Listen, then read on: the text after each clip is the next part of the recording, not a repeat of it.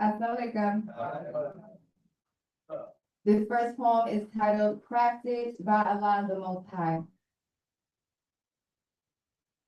Crafted by Allah the Most High. Opportunities not limited by the sky. Thinking magnified by the leadership of Imam W.D. Muhammad. May Allah be pleased with him. He had a dream of entering the Kaaba, and that we all came in. Walking, walking, walking with this language on our tongue, looking down on not anyone. We are not the only ones with a responsibility, a duty to stand up for what's right, a mirror for each other who say we believe. Walking, walking, walking with this language on our tongue, looking down not on anyone. We are not the only ones Allah has blessed with life. We are not the only ones with a responsibility, a duty to stand up for what's right, a mirror for each other who say we believe. Walking, walking, walking with this language on our tongue. Balanced and sober, looking down not on anyone. We are not the only ones Allah blesses with light, magnified with believers of good faith, like the sun. The sun shines bright.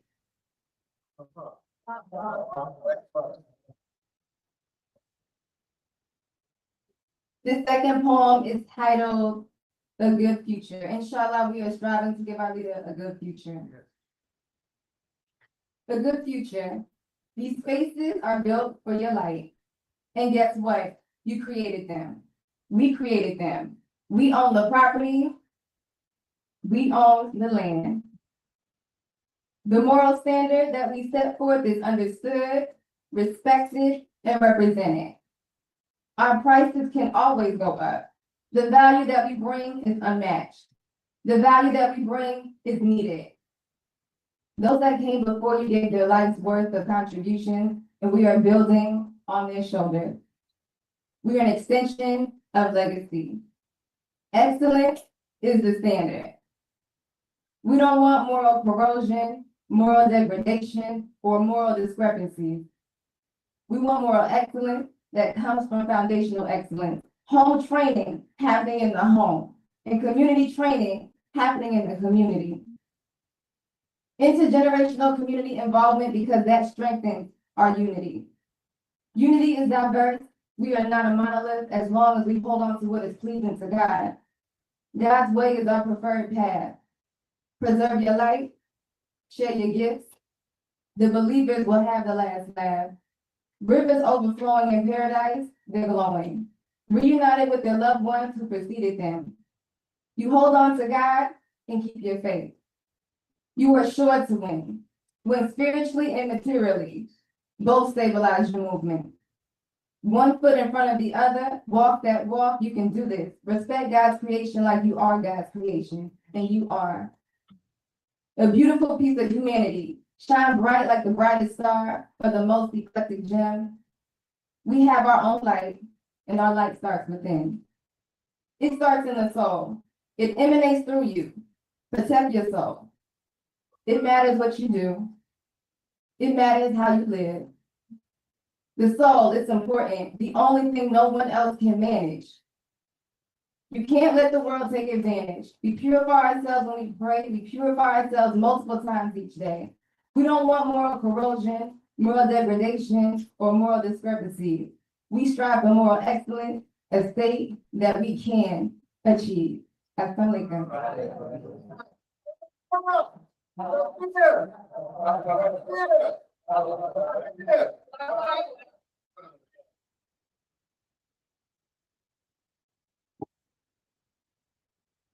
Okay, brothers and sisters.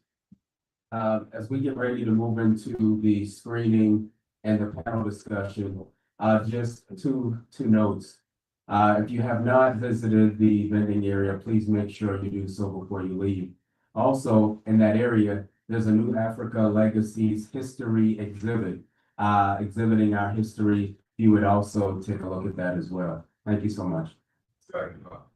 Okay, assalamu alaikum. So as you're getting your food, please come in to the seating area because we will start screening the Clara True documentary momentarily. And hopefully all of you received the program for the evening and also Clara's True gift bags courtesy of Director Morgan, They look like this. Make sure you get one. That's a keepsake for you to take home.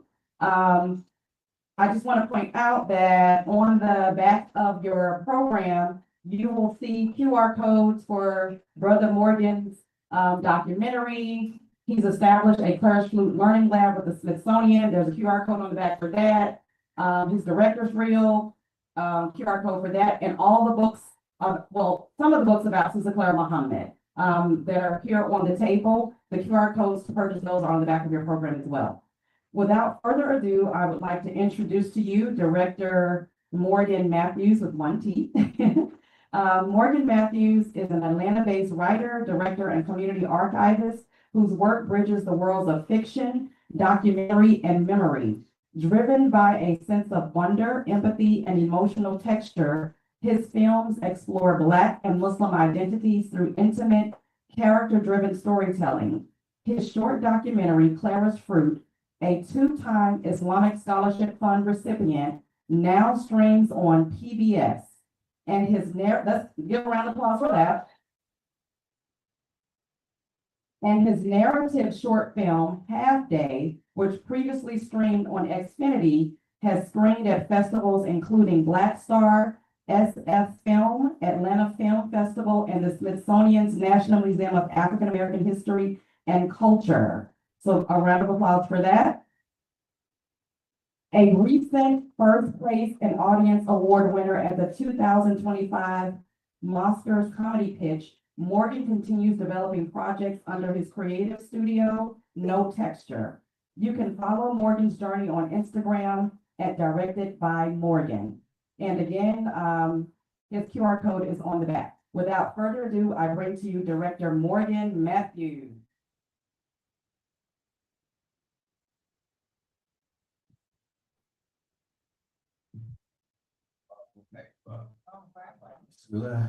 Assalamualaikum. Alhamdulillah. Thank you all for being here. Thank you all for hosting me. Thank you, Sister Akila, for all that you've done to lead up to this event, and everyone who has planned for us to be here. Alhamdulillah, the best of planners, Allah, for making all of this happen. I want to share that Clara's Fruit, the intention of this short documentary, and it is short, it's a 16-minute film, was to really be an invitation, right? It's hard to tell the entire comprehensive, story in 16 minutes, but with the resources that come to your disposal, you may do with what you can.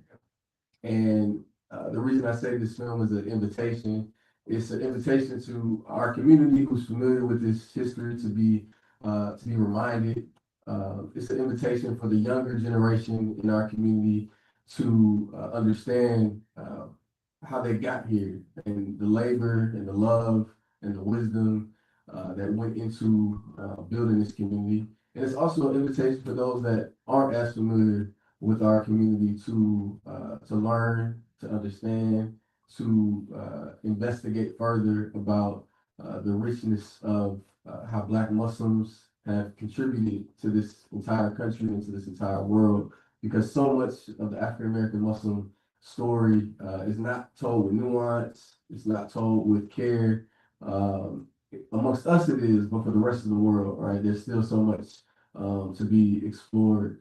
And so Clara's Fruit is just that. It's a love letter to legacy, it's a love letter to our history, to our potential, and as it's an invitation, it's also an invitation for you to share it with others, right?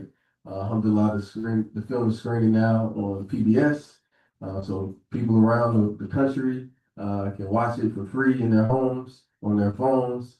But I don't want to overtalk, and I want you all to experience the film. And afterwards, we're going to have a panel discussion with some people who are connected to the school system, some very important people who you all are probably familiar with as well. So without further ado, can we cut the lights off? Everybody. Perfect.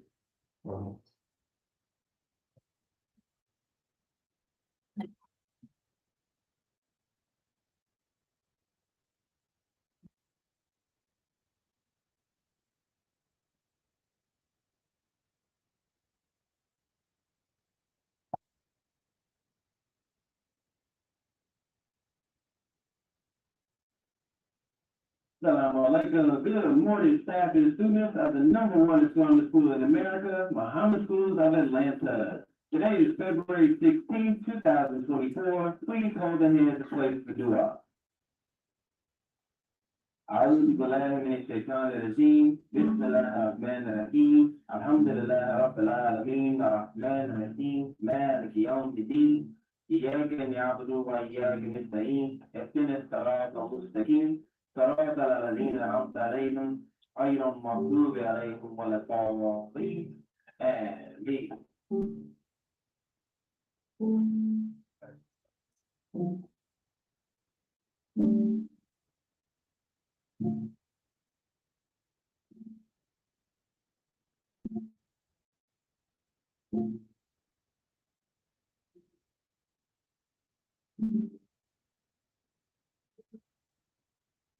My name is Khalil Ali. Before anything, I'm a believer, a husband, and a father. But as this school year wraps up, I'm really thinking about one of the most important jobs I've taken on. Being the principal of a private Islamic school, definitely has its challenges, but they're nothing compared to how the school system started. Nearly 90 years ago, the dream was planted by my great-grandmother, Sister Clara Muhammad.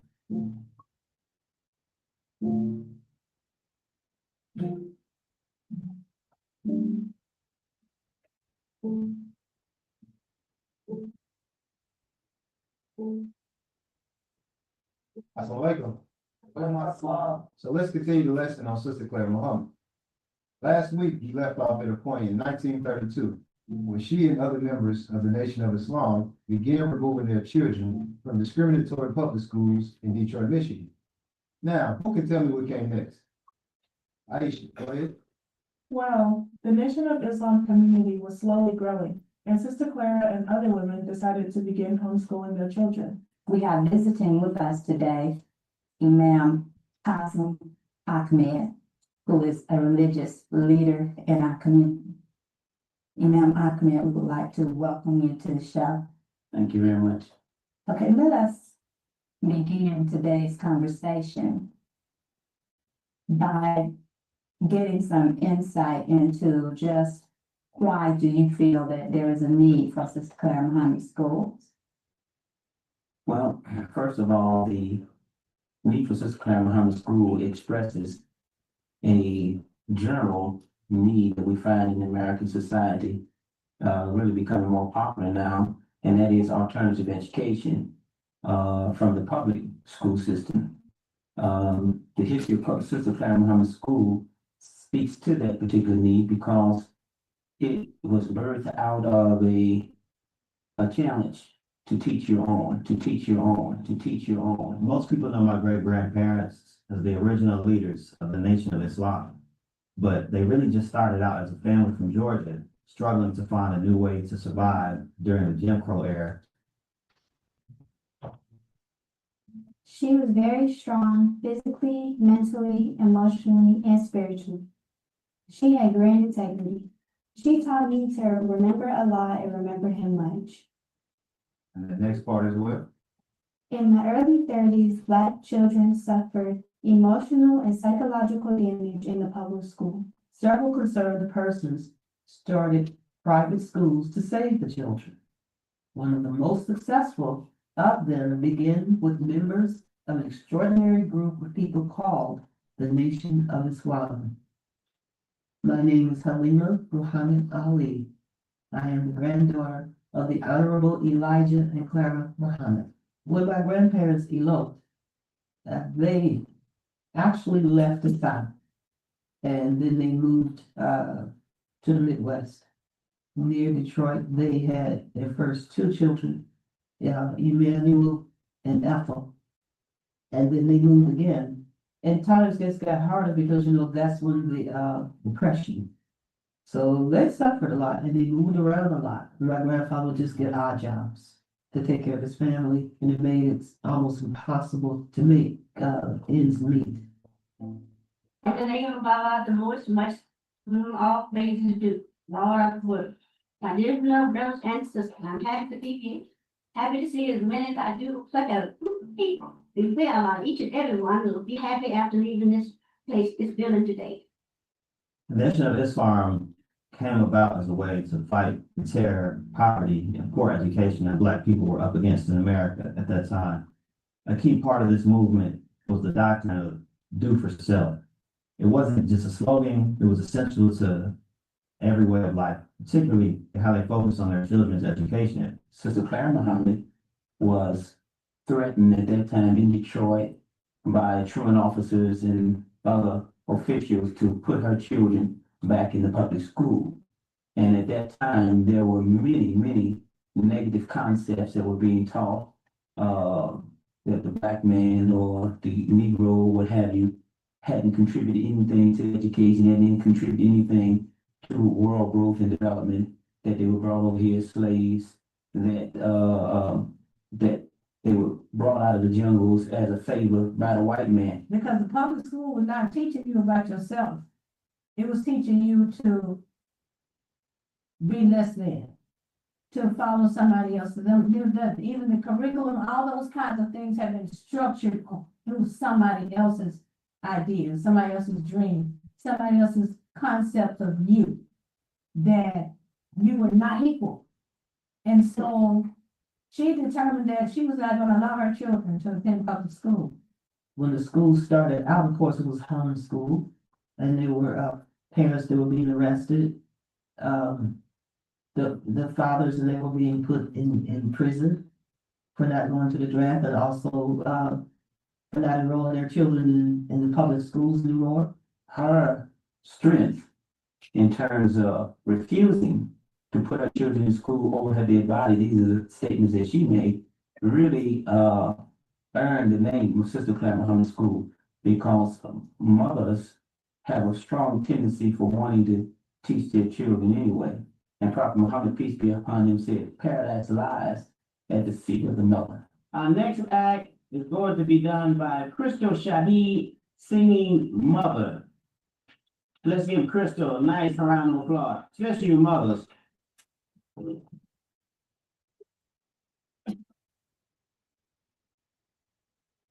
Mother, mother, so gentle and so sweet. God has placed all the life at your feet. Mother leadership is necessary. Imam Muhammad said that man means mind, and woman means the womb of mind. And it is from the women that all life comes, all life. That means that the life of the community comes from the woman. That's a beautiful song. And Sister Crystal singing Mother, very good. When we put things in perspective, we were only, at the time Sister Clara Muhammad decided she was going to teach her children at home, we were what, maybe 60, 70 years up from the emancipation. So now, here is a generation of people who still don't know how to read and write. When Sister Clara Muhammad decided that she was going to teach her children at home, she didn't want to teach her children. She taught adults how to read and write. So when we think about the University of Islam, that was the name that she gave it, so that we can think on a higher level. We didn't think it was elementary school or primary school. We thought we were in a university to be those of higher level thinking. And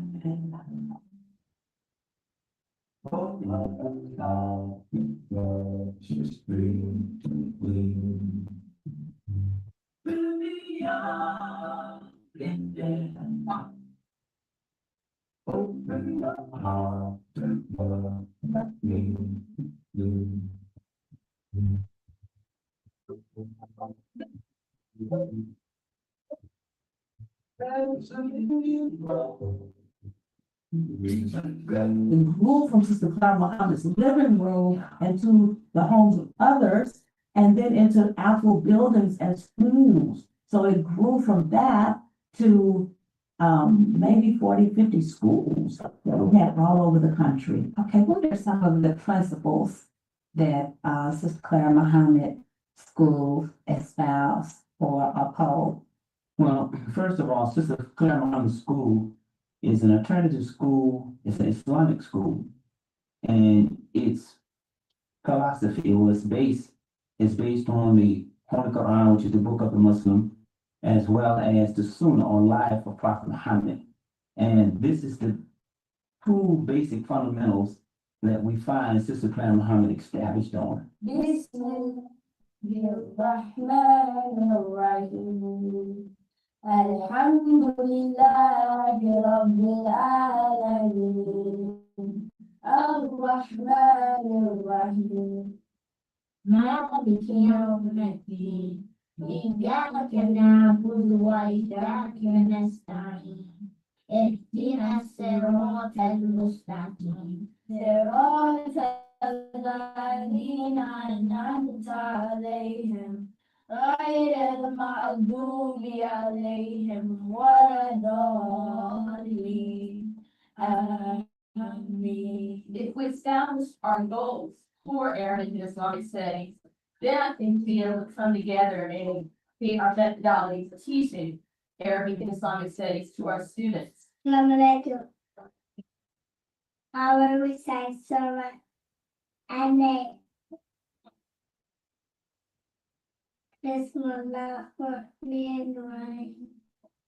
A'udhu birabbil nas, malikin nas, ilahin nas, min sharril waswasil nas, alladhi yuwaswisu fi sudurin nas, min al-jinnati wan nas.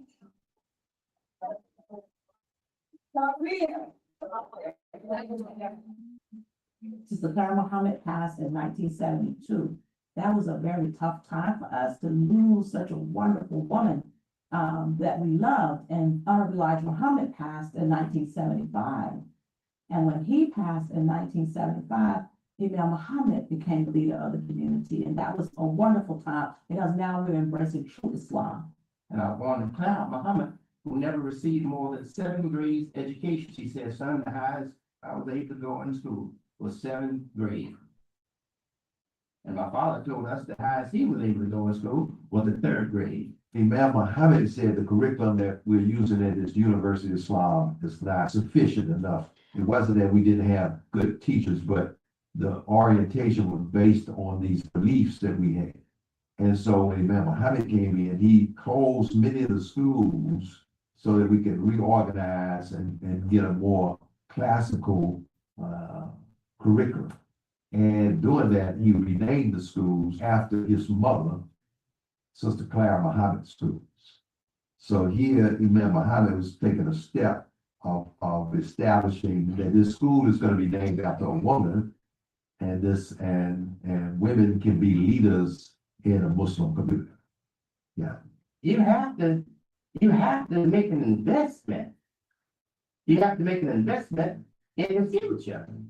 So I want us to invest in the future of our children. If we don't invest materially, if we don't invest in education, strong schools, then really we don't have much. We don't have much at all. Unfortunately, I never got a chance to meet my great grandmother. But if I could talk to her today, I'd ask her to pray for this little boy that grew into the man that desires to hold up her legacy alongside this community. The mission of Muhammad Schools of Atlanta is to provide an education based on Quranic principles and their universal application. Our goal is to teach all students to accept their God-given responsibilities and full potential as we promote a nurturing environment that engages students in discovery and critical thinking.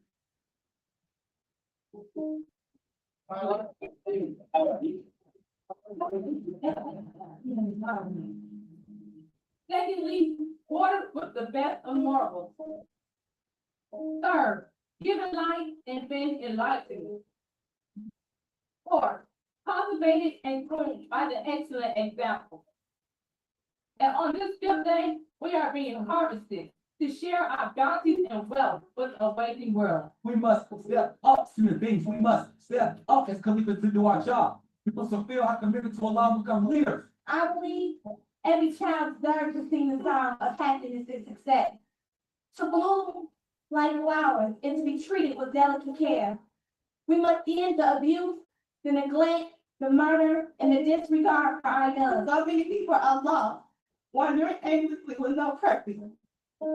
They think that the only way for them to find out who they are or to escape who they are. We must ask ourselves, is war really the answer? Is it really worth it? The price and cost of war will always outweigh whatever victories may be gained. Peace is compassion, wisdom, and justice. Peace is a state of mind free from intolerance and aggression. Today's society, due to many controversies and criticism our religion has faced recently, it is essential for us as young Muslims to be filled with pride in God and self.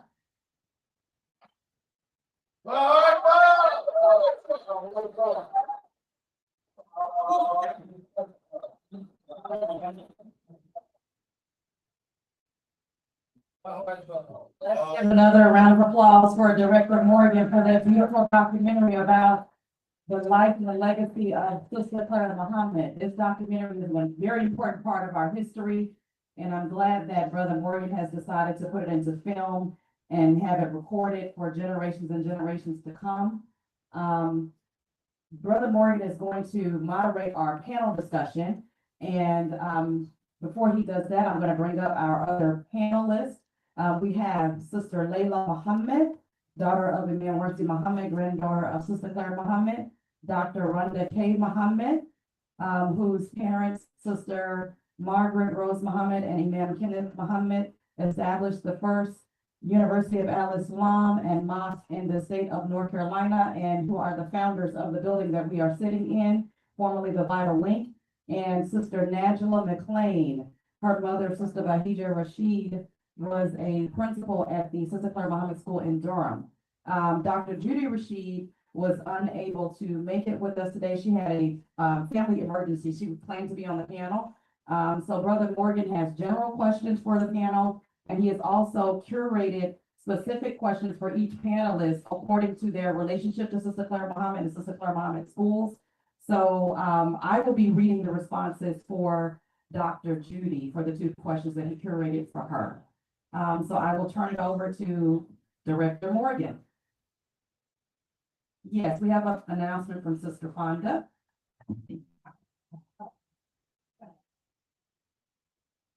Assalamu alaikum. We apologize for the little mishap we had with food. That's the bad news. Oh, that is good news because I apologize. But the good news is we do have some food. It was just a miscommunication with the catering ourselves. So for those of you who have not eaten, please get your meal first. For those of you who have eaten, know that we have seconds. So say Tabir, Tabir.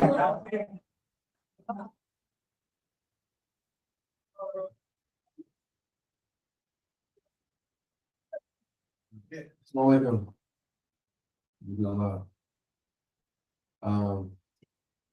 No, you okay. I'll take it. Thank you. So before introducing our panelists more formally, I just want to take a few moments to talk about just the journey of the film, if that's all right.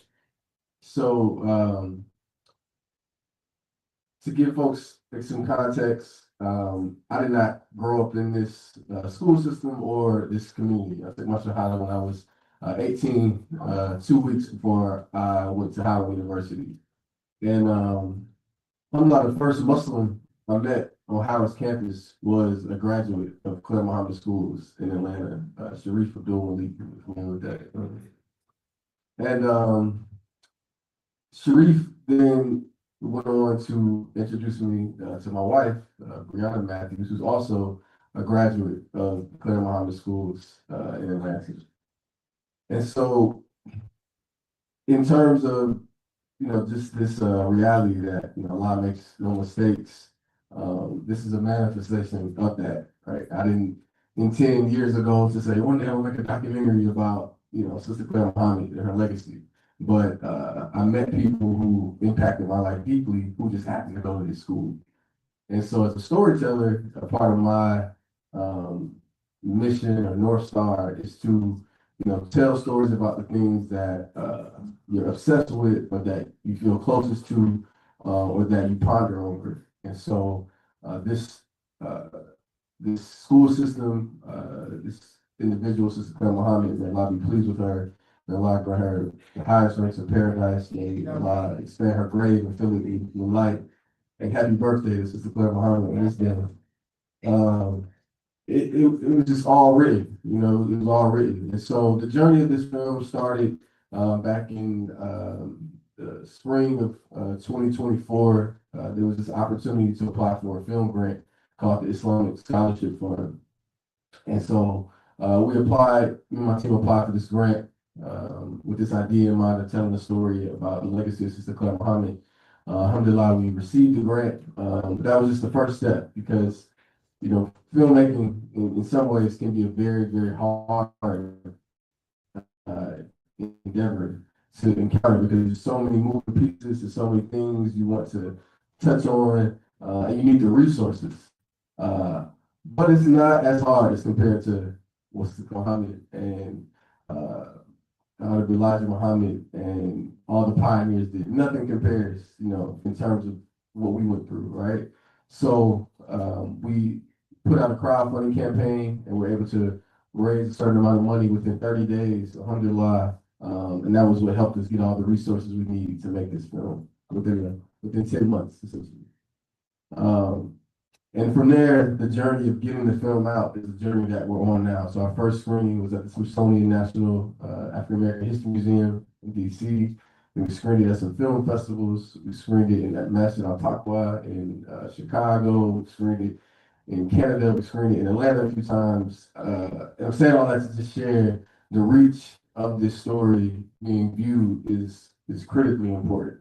And the fact that it's now PBS and people can just watch it, you know, is an amazing, amazing thing. And it doesn't happen with the screen went down, but it doesn't happen without so many du'as and just a labor of love and sweat equity from everyone involved, from myself to my producers, to our community. So, alhamdulillah. Thank you. All right. Looking forward to this discussion that we're about to have with our panelists here. Yes, look forward to a great conversation. So first up, we have Sister Layla, who's a fifth generation African Bilalian American Muslim. She's an educator, community advocate, born in Philadelphia, raised in Chicago, and now residing in New Jersey. She graduated from the University of Islam School, now known as the Sister Clara Muhammad School System, name changed in honor of her grandmother. Currently, Sister Layla works with a team of educators on curriculum and policy in that 80-plus-year-old private education system.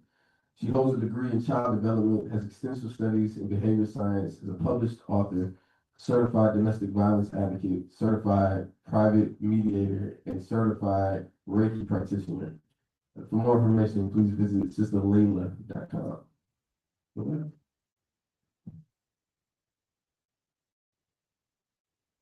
We also have Dr. Judy Rashid, who is not here, so she's here with us in spirit. Please make dua for her mother. In 1973, Dr. Judy Rashid began her educational career in Winston-Salem, North Carolina at the University of Islam, where she taught Spanish to high school students and also language arts and social studies, of which she developed the entire curriculum for grades K through 12. From 1973 to 88, she remained teacher and served as the principal for 9 of those years.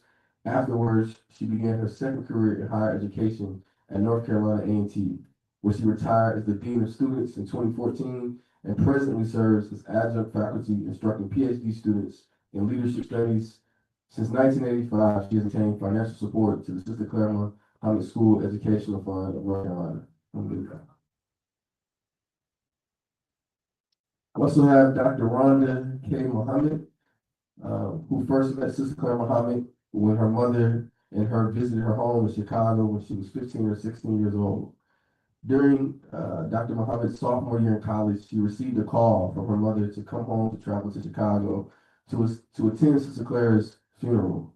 When she completed undergraduate school, she taught at the University of Islam in Raleigh, North Carolina. Teachers were dedicated and made $50 weekly pay. Businesses in the sale of fish helped to support the school. The grade level was preschool to high school. Her mother was the first to graduate in this class. Oh, excuse me. No, her brother was the first to graduate in this class. After the name changed in 1975 to Sister Clara Muhammad School, she worked as support staff and organized and reopened in Durham at Lion Park Center. Dr. Muhammad. And last but not least, Nazla, Senate, right? Nazla McLean is a second generation Muslim born in Springfield, Massachusetts, and raised in Durham, North Carolina, where her family settled in 1978. Her mother, Bahija Rashid, was a local pioneer and educator, serving as principal of Durham's Sister Clara Muhammad School in the early 1980s. Najla often recalls her mother's joyful exclamation of Alhamdulillah at dawn upon learning she had given birth to a baby girl, a moment that shaped Najla's commitment to making her voice heard. She describes her scream as one filled with dignity, elegance, history, and pride, honoring the work of her mother, the pioneers of Al-Razak Islamic Center, and the broader Imam Warthdin Muhammad communities. Thank you. So the first question to open up to the panel, do we have one mic? Is that, I'm assuming? It's okay, so. The first question to open up to the panel is, after watching the film and reflecting on the legacy of Sister Clara Muhammad, what comes up for you when you think about her, when you think about her legacy, and when you think about her impact? What are some of the first things that come to heart and mind?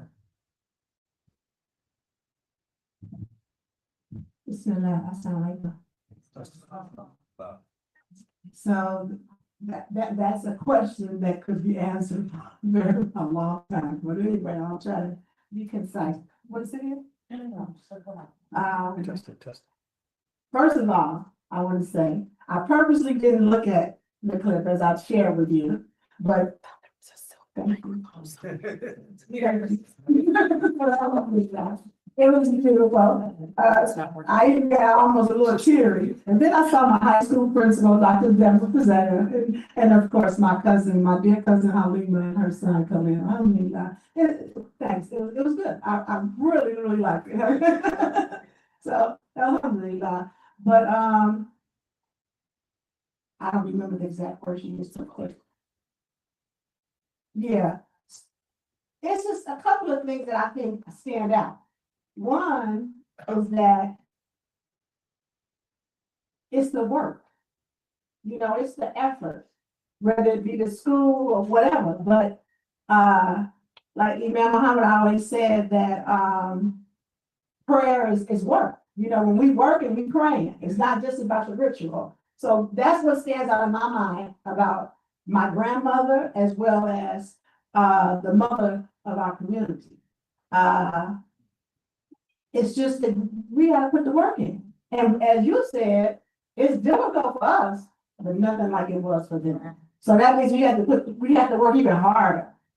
And then the other thing is that there's a balance, at least when I reflect. My grandmother, she was very stern, Some of my cousins remember like the niceties. But I really can't even, in my mind, remember her smiling. She was very serious the times that I was around her. I do remember her being comfortable in the kitchen and cooking but my point is, from what my parents told me and what other cousins that are older, she had a balance in that she was a mother. And not just because the picture shows it. This picture, I love the picture that where she's bending down, kissing the little girl. And that's what I pick up, is that there was a balance. She's gonna work and you put the work in, but then she loved. That's what. Thank you. Assalamu alaikum. When I looked at Clara's fruit, something that touched me very deeply was the evolving nature of the structure of the University of Islam and Sister Clara Muhammad School. When we opened our school here, we were in a house as believers. It was a small little house, but there was this attempt by believers to have a school because we in the Nation of Islam, we heard and we obeyed. That was our mantra. And so if we were going to be a community, education was very important. And so when I sit and look at Clara's fruit, I look at the fruit and the produce that has happened over the last 50 or 60 years to look at a structure that looks like something that really resembles a school. And it makes me feel very proud. Those of you who worked throughout the country in our schools, for us, I was straight out of college. A lot of the brothers and sisters, we were young. We came right out, rolled our sleeves up. It was during the early days of it was even before the civil rights movement, but we were young, we were impressionable. We felt like we were building a nation. And education was a very important part of the nation. And so whatever we had to do, that's what we did. We didn't relegate it to anybody else. We did it.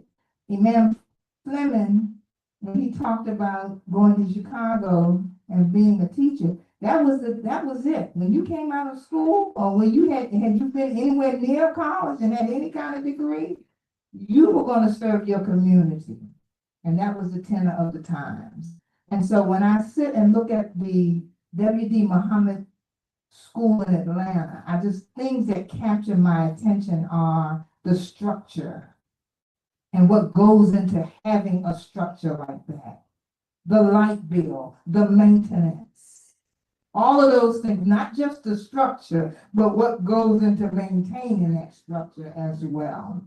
And so as a young person making $50 a week, and my husband selling fish and making $50 a week, I say, Allahu Akbar, we've come a long way.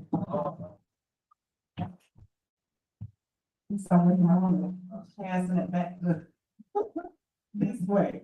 I think what I got from the screening was just the will and tenacity and the resilience of a stubborn woman who said, my babies ain't gonna be educated outside of my eyesight.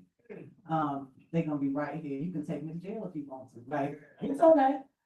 She knew what she was doing, and to see what that has become, as Sister Rhonda so eloquently just put it, is a great sense of pride. So I think, speaking as one of the students who was at Sister Clara Muhammad School back in Lion Park, is this not being something that was thrown away. Like, people might think we didn't have a choice or it wasn't, but they took care of us. It was intentional. And I still feel that sense of pride today. And even when I walk into certain spaces and certain rooms, it's because this is what got me here. And then to see that is where it came from. So.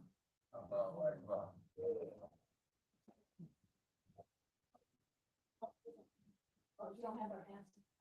Oh, was this, I have answered her. Oh, okay, oh, yeah. Can you hear me? All right. For this specific question, Mr. Layla, as the granddaughter of the Honorable Elijah Muhammad, Clara Muhammad, the daughter of Imam Worthy Muhammad, how is the importance of education emphasized in the household? What specific things do you remember from your upbringing? Was there any added pressure even to do well in school because of who your parents were? I chuckled on the last part, but in the household, the education, you asked what is it, what? How was education emphasized in your household? So, and we did get these questions, so I remember now. But the what stood out to me in that question was that in our household, I'm specifically talking about my father and mother, okay? Because I was in my grandparents' house, so I worked there at 12 and 13 for my grandfather. So he passed, in a couple of, the hosting section, the kitchen. I served when the ministers came, then in the accounting office. But specifically for my parents' household, my parents raised me, and the education environment was the same as the Islamic environment. And what it was we knew it was serious. We knew you had to study, you had to learn, but it was like a lived experience. So it wasn't just you do your homework or you get what do you have for homework, but all throughout the day or and the weekend or whatever, when we was playing and when we weren't playing, it was education in Islam. So it was like equal just living, So because I thought about that question, and I think that again is balance. Because as a teacher of early childhood development, and they teach you and tell you that this is the development of the child from the infancy of the fetus to like 21 or something.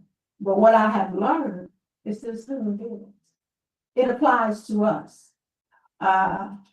When I was in school, my professor, Cheryl Triplett, she always would say, the children learn through play. Adults learn through play. That's why we always want to be better. Because you have that desire to be creative, to engage, to have fun. But we just have to learn, put that education within that. I hope I can. Thank you.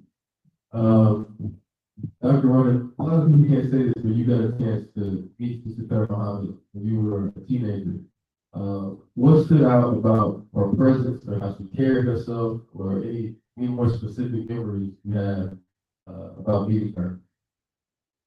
Well, one of the things that stood out, going to the home of the Honorable Elijah Muhammad, I was young, I was an adolescent, and one of the things that stood out was the plastic coverings on the sofa. It was a beautiful home, much larger than where I came from. But coming in, and I still see some of that, but and in my mind, that meant that was some really exquisite fabric or whatever that needed to be covered. Okay. But anyway, the other piece is I'm really trying to, as a 74-year-old, I'm trying to go back and think about and bring up those emotions and those feelings, because when we were brought into the space where Sister Clara was, my mother and she were talking, and I'm not sure, Layla, if Sister Clara had started having some health challenges. I can't remember, but I think that was the reason my mom was there, to see her and to give her support. And so just being in that presence, Sister Clara, we had seen pictures of her, we had learned about her, growing up as Muslim because she was the mother of the community. But to actually see her strength came through, even though she was a short-statured woman, the strength of her presence came through. And I may be preceding myself, but it gave me a sense of respect, wanting to emulate or wanting to be something like that, carrying myself in a very upright manner. And so I know you got a preceding question, which I don't want to lead into it before time, but I just felt being in the presence of someone who was stately. And you're right, she did not smile a lot. She was warm, but she wasn't just giddyish and laughing, and she wasn't that kind of woman. And so there was a tremendous degree of respect that I had, and I said, wow, this is phenomenal. And then she and my mother went off in another section, another area, and they talked. So I wasn't a part of that conversation, but I was, you know, in the environment and in the room initially. And so, do you want to lead to the other question? Because you asked about how did it impact me, and I think it did impact me, but go ahead and ask the question. Yes. Is that the next one in line or have? I'm going to get the order. Okay, that's okay. That's all right. That's all right. We'll talk about it. But I do want to take a pause to acknowledge how important this is, you know, right here. You all share these, what we call oral history, right? Because, as time passes, I'm glad it's being recorded. As time passes, so does memory, so do our physical beings. And so if we're not being intentionally active about preserving our history, they get erased, they get forgotten. And then there ends up being this gap between generations, and in fact, start becoming engraved. And so I just want to thank you all for sharing these stories. This question is going to be read, or this response is going to be read by Sister Keela, Dr. Rashid, which is, she wrote a full K-12 curriculum for these schools to serve as principal for 9 years in North Carolina. What was the process in creating materials that align with both academic rigor and Islamic values? Okay, yeah, so I'm reading the response on behalf of Dr. Judy Rashid. She said, I became a teacher in the second year, spring of 1974, of the founding of Sister Clara Muhammad School in Winston-Salem, North Carolina. Specifically, I wrote the curriculums for language arts and social studies for grades K through 12. Later, I became principal. I developed the curriculum as follows and in this order. Step 1, a student needs assessment of important skills was developed through a review of various curricula of industry standards for each grade. In addition, meetings were held with the believers and parents and imam of the masjid, who served as the director of the school for Islamic guidance, in order to ensure that everything school-related aligned with the aims and goals of education as established by the then World Community of Al-Islam in the West.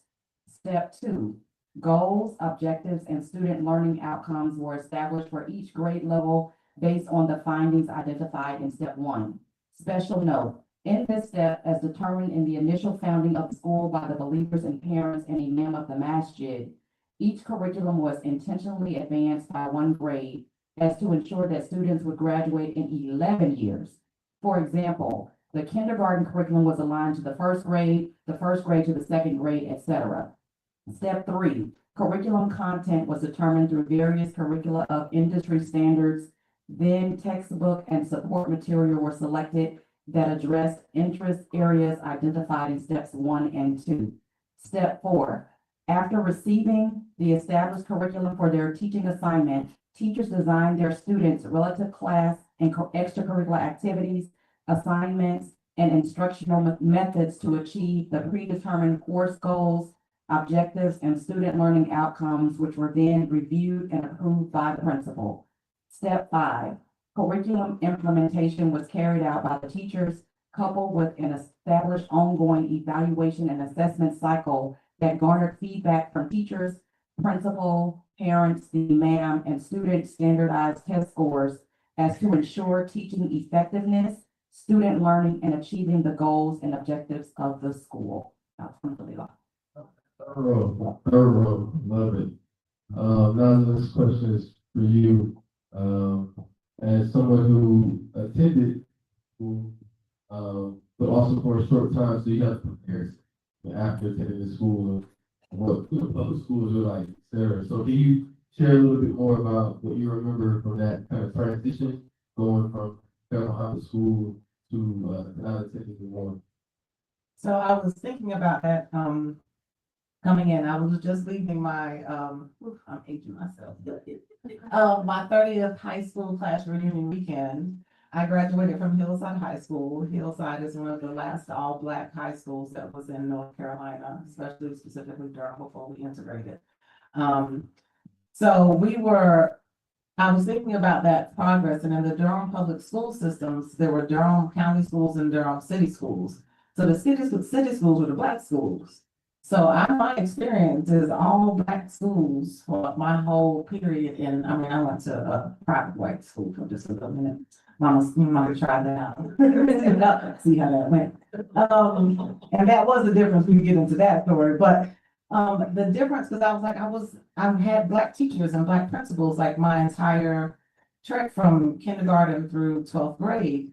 Like looking around at my classmates today, I was like, wow, like one actually went to Sister Clara Muhammad School, KK, Khalida Mouid. She was, and I was like, we've been together since kindergarten. And she was like, we went to East End and Shepherd and all of these black spaces with people who cared for us the way we needed to be cared for. Right.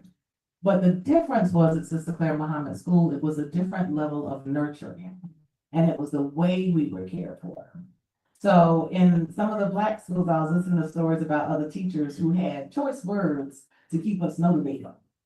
Because we were around the block kids. So I guess they felt that they could speak to us anyway. That would not happen at Sister Clara Muhammad School, right?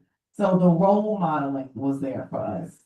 The discipline was there for us to see. So I think that's the big difference is even though I've had the experience of the all black high school, elementary school, middle schools, and then high schools, the time at Sister Clara Muhammad School was that nurturing. It was an intentional nurturing of the child, of the spirit, of who we are. And so that's why we can sit the way we sit today and stand in spaces the way we stand today, because it came from a different type of love and care. Next question is for, and we will have for audience Q&A as well. This next question is for everyone. So we often think of education in terms of curriculum, but there's also, as been touched on already, there's also culture, discipline, values. Can you all explain, especially going from the University of Islam to Sister Clara Muhammad schools, what was the cultural atmosphere like inside the school? I'm gonna go because actually I have a similar experience as Najma. I did go to public school, even though I graduated 8th grade and high school from the University of Islam. In my grammar school, kindergarten, and a couple other grades, I think was first something. Because we were put out, I went to Enrico Fermi. And so I remember it very well. I mean, I loved school and I was blessed. Allah gave me a very, very good teacher. And I kept up with her until she passed. And she inspired me really as much almost as my grandmother, because I could touch her, and I could go back and see her when I was in college. And I wanted to be just like Mrs. Moore. She was my kindergarten. But my point is that the answer is the morality.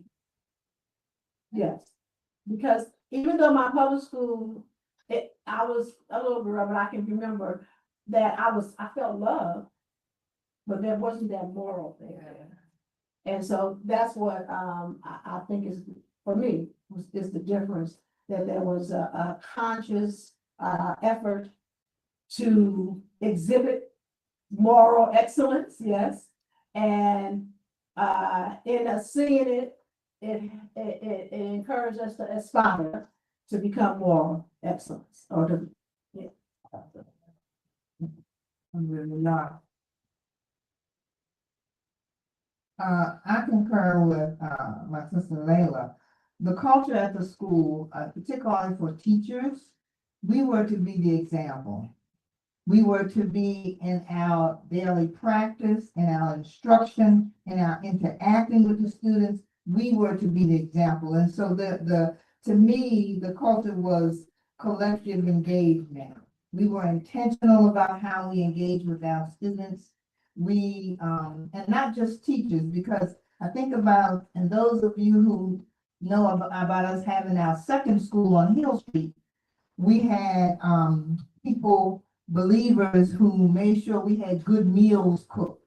We had nutrition. We didn't just have a sandwich or just We had believers who actually helped. And so there was this collective spirit that pervade the whole school climate, that these are our babies, these are our children. And so I think some of that is missing today. I come from a background of, like Angela, I was the last class to graduate before integration. And so our Black teachers poured into us. Yeah, we got secondhand books and we didn't have all the chemistry materials and things like that. But our teachers poured into us, not just curriculum and not just academics, but you got to make it out there in the world. So you need to know this, you need to know that. You don't have a cushion to fall back on. Your moms and your dads may not be doctors and lawyers and whatever it is that they can scoop you up out of trouble. And so you got to be the best. So that's what I brought, and that's what our teachers brought to that climate, that we have to help these children be morally sound. We have to help them know how to navigate life. And so we breathed into them. We had affirmations, Angela. We had affirmations that the children would say in the mornings when they came in, you know, to make them feel good about themselves. And then throughout the day, there were just things that were going on that gave them a sense of our intention was to make them feel good about themselves. I'll stop there.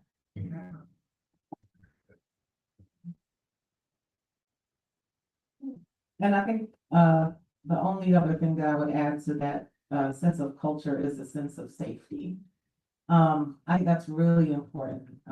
It's something that we did, so you don't have to think about other things, right? We could focus on being where we were, we could focus on friendships, we could focus on the affirmations, and never, like, I can't imagine being a child and having like armed intruder drills. Like that, to me, not that robbed you of that innocence of not having to focus on the other craziness that's going on. So we had a feeling of safety, where we could laugh and play and roll around, but then, you know, we had to be in line for them prayers. We didn't pray with the going. So that it was still that discipline of things that we had to do, and we were eating good food that was prepared. So yeah, that was what resonated with me, was just that culture that absolutely involved a sense of safety. Thank you. It was making me think about this moment in the film, with the archive of, Muhammad, where he's emphasizing, you know, we have to invest in the future of our children. He said, we have to invest in the future of our children. If we don't have that, we don't have much at all, right? And, this is very crucial. I guess it's very crucial. And speaking of the archives of the film, I want to give a shout out, again, a lot of award him for all the work he's done over the years. This brother, in Atlanta, Brother Hassan, Shakir, who is the founder of Aqua Media Production. So, Brother Hassan has been documenting Brother Hassan has been documenting through video, the community for the past 50+ years, and he graciously opened up his home to me and one of my producers for us to try and find anything we needed for the film. And it's not an organized archive, but our intention is to organize and digitize this entire archive. But alhamdulillah, we were able to use all the VHS archives you see in the film from the other side. So alhamdulillah. This next question is for Sister Linda as well. With the work you're doing today, what do you, with the work that you're doing today, what can you share with us in regard to the team of educators that you're working with on curriculum and policy for the federal high schools? So I'll begin with this.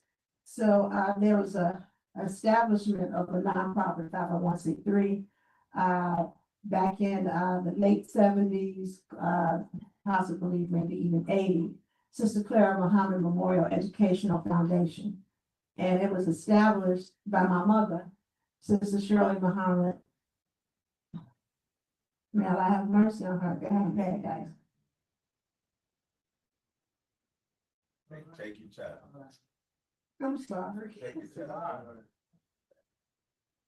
My mother passed from just November 27th. It'll be 3 years. So, alhamdulillah, I'm sorry. Okay, anyway, maybe I'm tired. So anyway, my mother was close to my grandmother.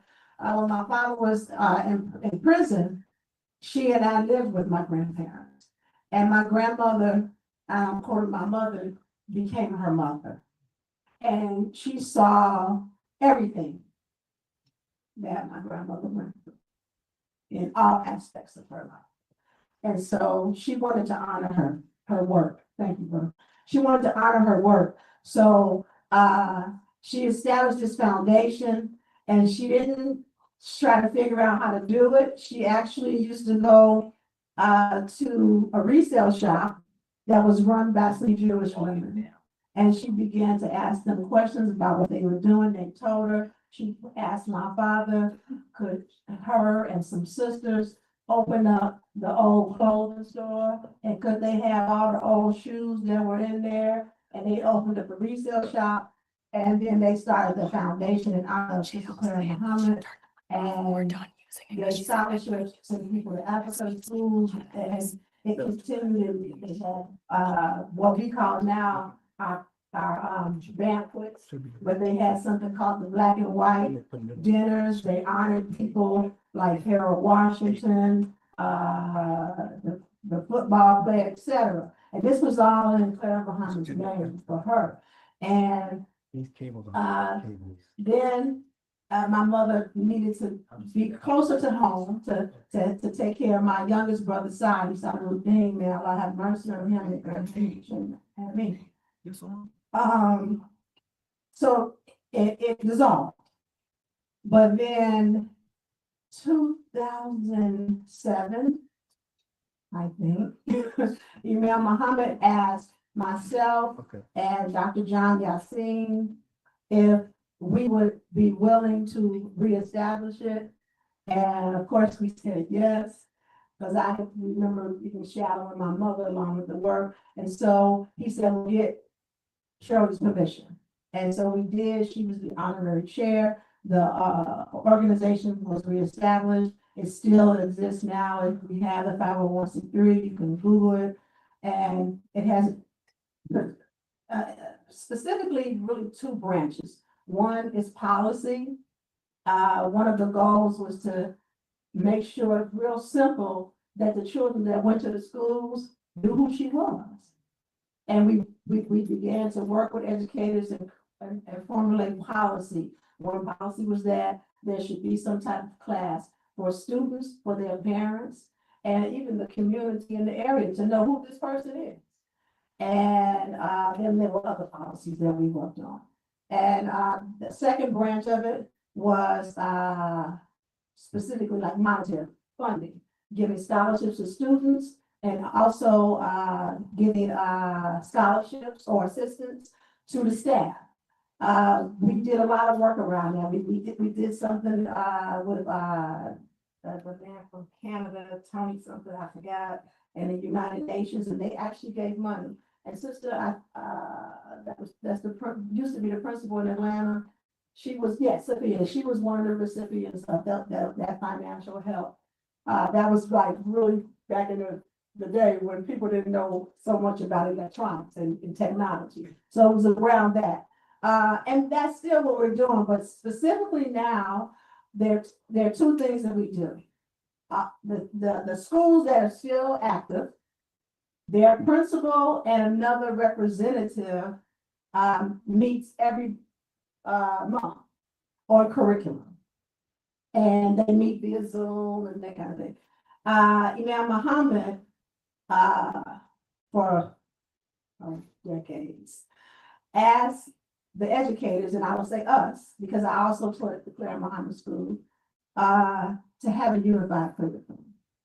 And when he said unify, he gave us real simple instructions. He said, I want, if the student leaves Chicago school and his parents move to North Carolina, they shouldn't feel lost. It should be a unified curriculum. He also said he wanted that curriculum to be standardized and to be accepted and approved by the local education, okay? He's still working on that. And the other part of it is we are, when I say we, the directors of the foundation and the president's Dr. John Yassine, the vice president is Dr. Hamid Elmeen, and then I'm a director. Sister Clara from DC is one of the directors, and we have a younger person that just started a couple of years ago. And oh, I can't think of the young sister's name. Kenya, I think it is. But she's from the school she graduated, and she's another adult woman educator. She's from Philadelphia. But we are trying to raise money. I mean, we need a lot of money because it is not easy to keep a private school open. And what we want to do is, I think it's about 6 or 7 schools now. We just want to help them. And so this is where our efforts are now, reaching outside of our community, because we drain the pockets in our community. We're looking to get some money from some big folks, so make some duos that some of these people like Alicia Keys and other folks give us some money for our schools.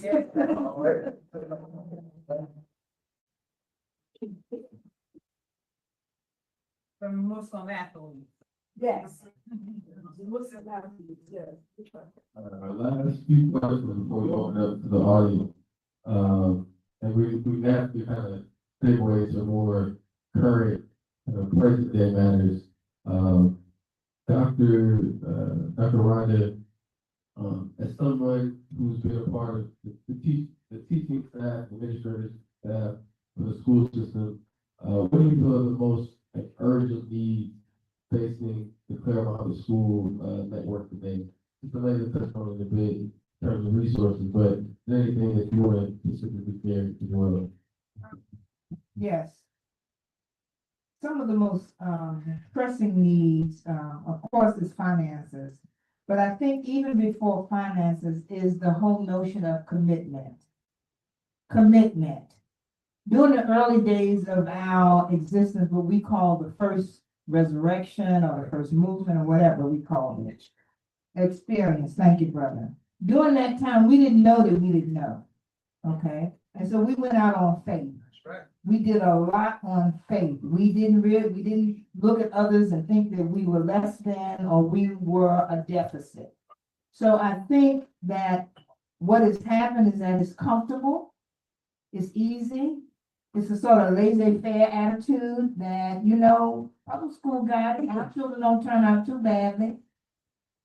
So we don't have to put forth that effort like we did during the first movement. One of my Muslim professor friends invited me to Senegal, Dr. Youssef over there, and I spoke on the 100th anniversary of Brother Malcolm. And it was but what I really want to talk about is the education. I admire him. I admire Brother Youssef because he made the bold move to move his children and his family to Senegal because he did not want them to be educated in the American education system. That's a bold move. Okay. And, what kind of bold moves are we ready to make at this point? We have, back in the 60s and 70s, we had 40 to 50 Clara Muhammad schools. We may have 4 or 5 now, and some weekend schools. And some of us struggle with those weekend strong and whatever we want to call them. We struggle to have that. But just a small dose of Islam will carry our children. And the moral fiber in this country makes it ripe for Islamic education. But do we have the will? Do we have the commitment to undertake this? Because if we don't, the generation after Angela is lost. I'm serious. They will not only not know about us, but they will be absorbed in this decadent way of life. And so it's important for us to think about these things and see where we are psychologically, spiritually, because it's one thing to quote the Quran and to say what Imam Muhammad said, but how many of us are putting this into practice and this is a part of our daily life? I'm just sharing. I'm not teaching, I'm just sharing. You know, and I'm gonna take 2 more minutes, brother. My father became a Muslim in 1954. He was a musician in Baltimore, Maryland. 4 years later, he moved to North Carolina. Put away his guitar, disbanded his band, the whole nine, okay? Moved his family, my mother thought he was crazy. Moved his family to an unknown place, came here, some people say $50, my daddy said 25, whatever. But he came here, left his family, came here to establish this way of life, plowing the ground, making it fertile.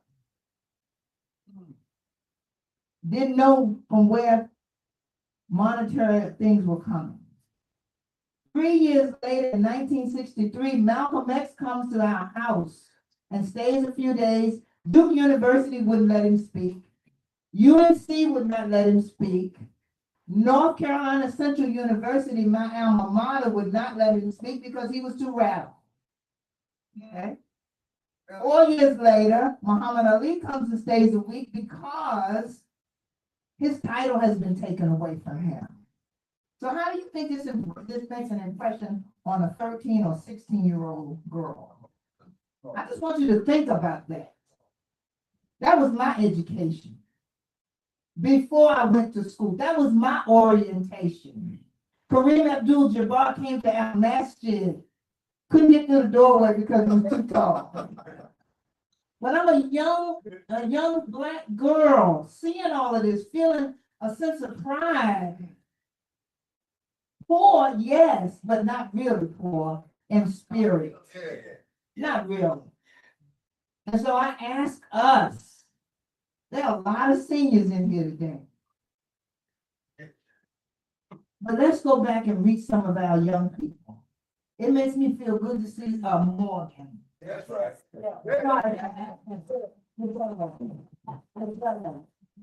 It makes me feel proud to see a brother Morgan. Absolutely. Codifying what we have done. Because it's no small feat. It's no small feat. We are better than what we think we are. We are not a deficit model. So I'm hoping, brother, when we leave here today, we're charged. We're fortified to go out here and do whatever it is we can do. Is it filmmaking? Is it baking? Is it cooking? Is it sharing with the next young person? Let's do what we can do. Because otherwise, history will write us off. I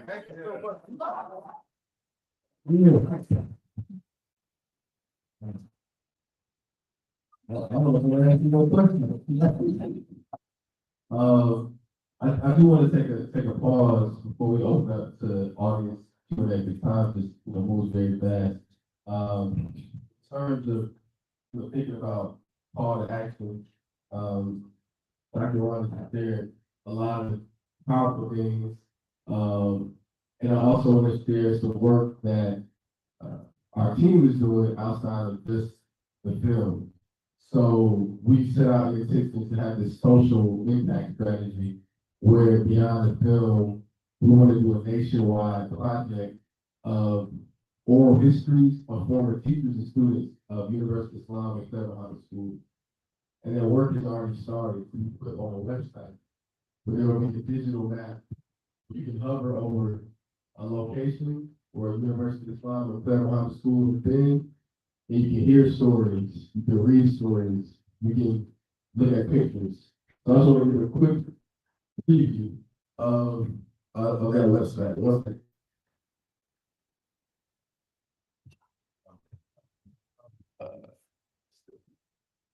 Back on the projector. It might have turned off as Oh, did the projector turn on? Yeah, it is. It's turned on. It is turned off. Yes. Because the light was hitting the. Oh, okay. Oh, okay. This is gonna be a quick.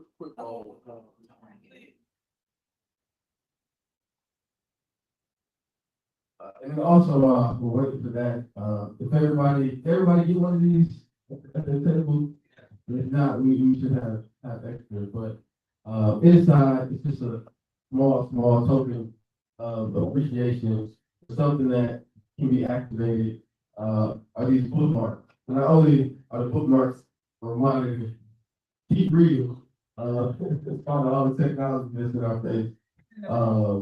It's in the bag, bookmarks in the bag. But also there's a QR code on the front where we just want some feedback on the film, what's your thoughts on the film. And then there's also an opportunity to continue supporting the resources, our intentions for what we're doing. So one of those is this website that we're looking at now. It's still in development, but it is live, claresfruit.com. So if you go to claresfruit.com, you'll be able to see the film.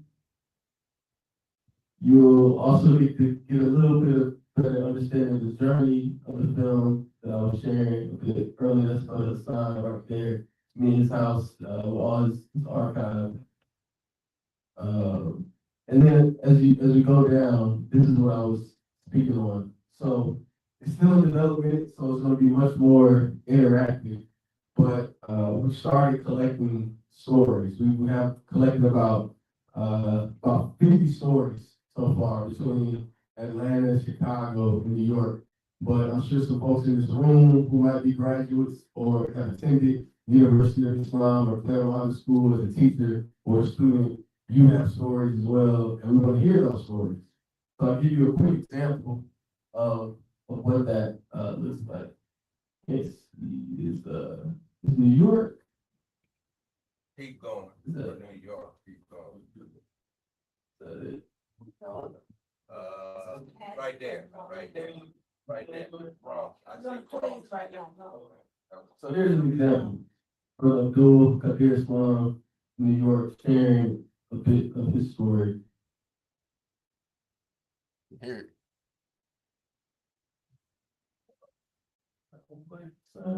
It's moving.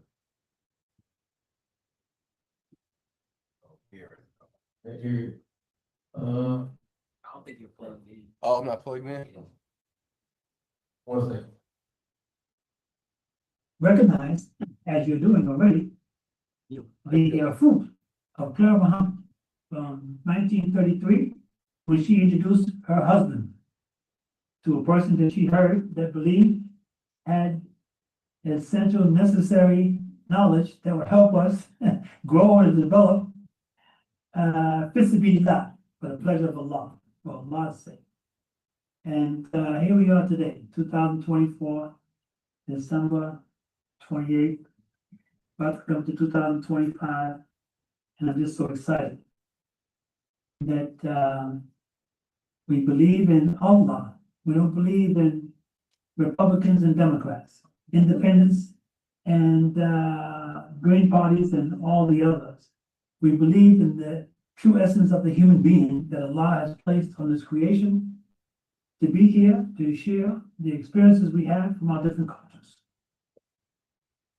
And I believe to some degree, to a large degree, unfortunately, the culture of the African American community is self-extermination because of the modern day mindset of influence of the social media that has hacked too many minds in the African American community. So I'll leave you on a cliffhanger right there. But the idea is that we're going to keep collecting these stories, and we want as many people as possible to contribute to them. So if you go to our website, there's a button that says submit your story. And you can do it yourself with just any type of audio recording device. we'll get that, and then we can publish it, on the site. Then also you can connect with us directly if you rather, do the conversation over Zoom, or inshallah, if we have the ability to come to you in person, we can do that, as well. But I just wanted to show you all, that it's more than a film, it's more than just we watch something for 15 minutes. It truly is an ongoing initiative to preserve its history and remind those who are not familiar, and remind those who are connected, who may be much younger, that this is where they came from.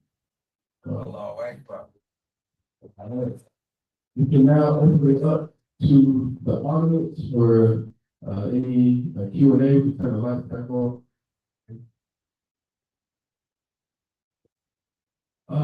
Not necessarily. You can just share, and we'll have it on there. So. We turn the lights.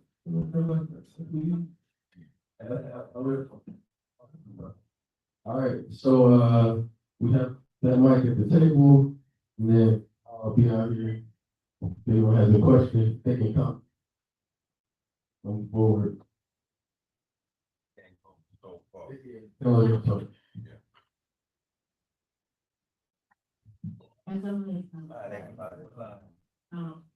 Wanted to say a few words. I didn't get. We can hear you. Okay, I didn't hear all of the panelists. I heard most of it. But I just wanted to say, the University of Islam in North Carolina, there were several universities in North Carolina. The first one was started here in Raleigh. And then, in 1971.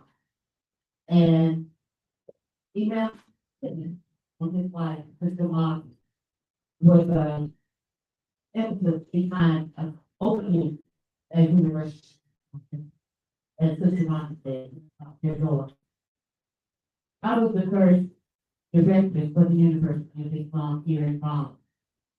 There, in 1971, I can just remember being asked if I would serve as the director, if I recall correctly from other conversations with Rhonda at the time, the Honorable Elijah Muhammad did not, that he wanted people who had college degrees to serve as the principal of the school.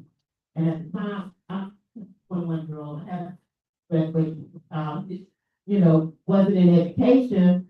I was new in the business and just really got my letter. And I accepted the invitation to serve as the director. I really didn't know what it involved, but I had I was committed to this work as a movement in the nation, because I did have that then, or really wanted to see a difference for our people. That really motivated me. And I saw the nation of Islam at that place. But just to say, it was established here in Raleigh on East Martin Street, in a little shotgun house. And it grew to the point where we had to move to Hill Street.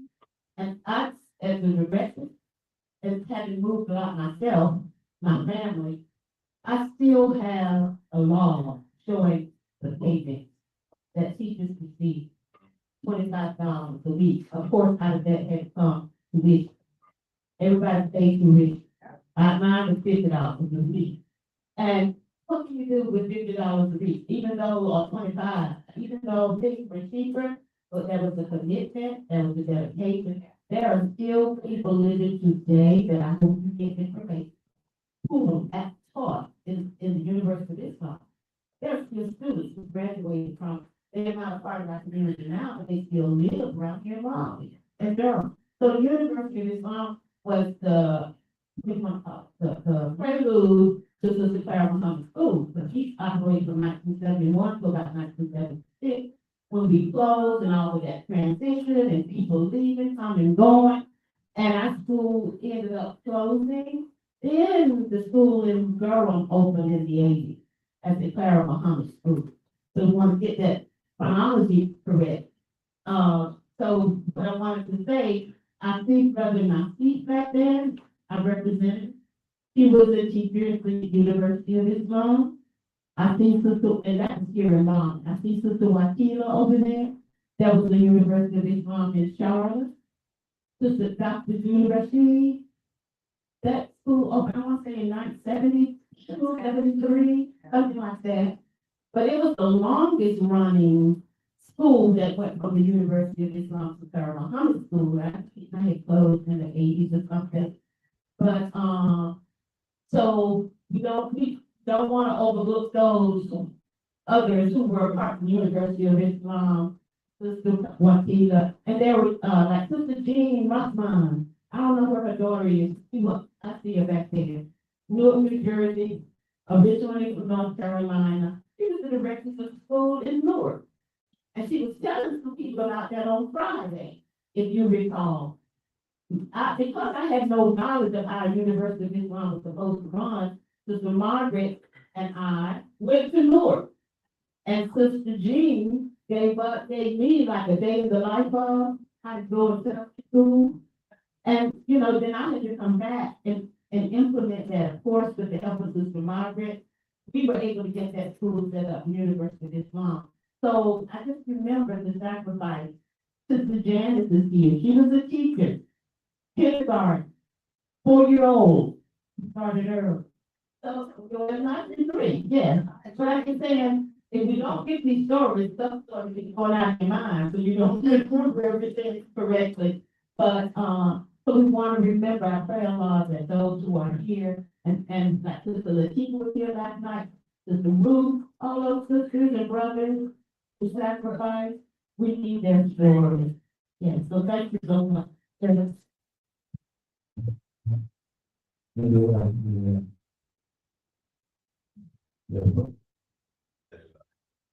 Everything that I said was so deeply felt for me. I started off with the Clara Muhammad School, actually tutoring when I was in high school. And then when I went to college, I worked as a teacher assistant at the Clara Muhammad School in Milwaukee, Wisconsin. Okay. And then when I graduated from college, I taught, right? Fresh out of the like, we got a dog for you. I taught at the Clara Muhammad School. And then I married a man who went to the Clara Muhammad School. And my mother-in-law, who is here now, was a principal at the Clara Muhammad School in New York. So I'm going to talk here to share something because I know how much it means for her. Oh my God.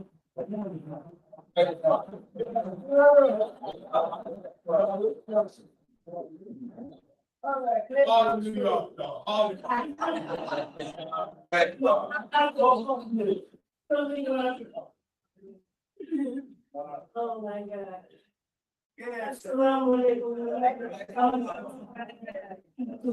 How's my family? It's my 50th year too.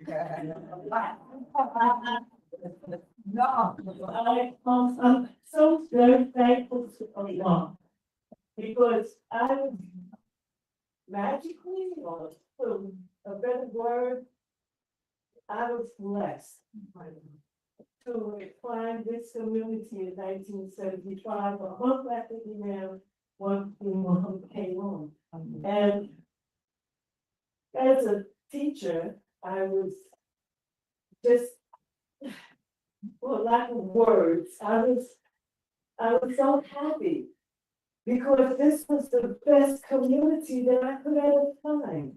And after I heard NFN Muhammad at a Mother's Day program, I said, this is my community. And I took my Shahada quiz. I didn't know anything about Islam. My mother raised me as a Christian, and when I told her I was going to the mosque to listen, not even to become a Muslim, she said, if you go there on 116th Street, you take your suitcase and everything with you. Wow. As long as you live in my house, you do my way. When you get on your own, you do what you want. And there was wisdom in that from her because later on, I said, Mom, you raised me so open-minded. How could you be so close to something like Islam? She said, I didn't want you to get involved with the wrong group. Now, what kind of wisdom is that? You know, and then I had a grandmother, I didn't understand why she would give her all to Old Roberts. Yeah. I remember. I'm walking with shoes with hardwood, Yeah. cardboard, on Fred Brown's, my sister's shoes.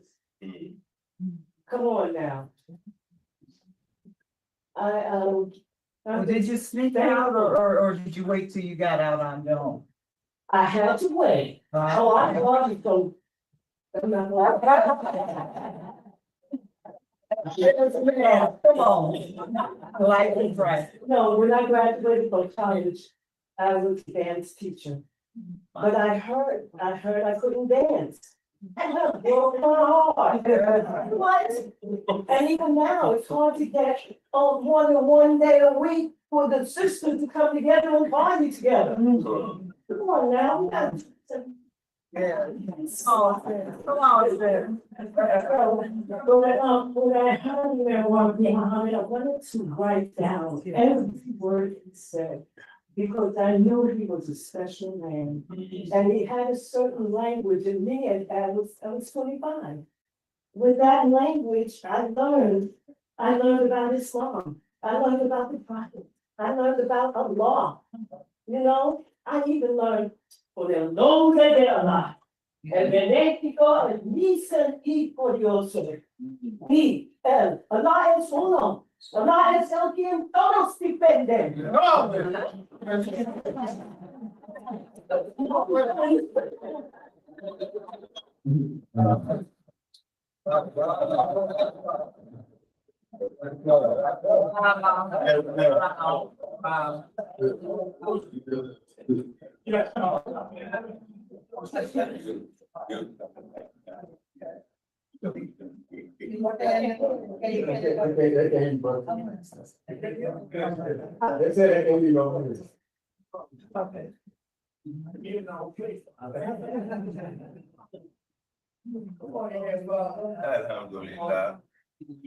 Atlanta.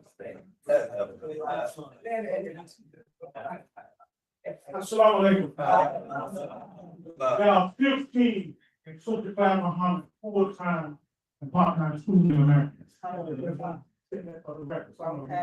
Yes, and we don't know, it's 15. And those of you who are in the South, most of them to you will comprehend that this year, New Medina will be celebrating 40 years of existence, a Muslim city, a Muslim town, and some of you never been there in your life. Come on. Make a commitment, it never changed. Memorial Weekend, I want to see you there, inshallah. I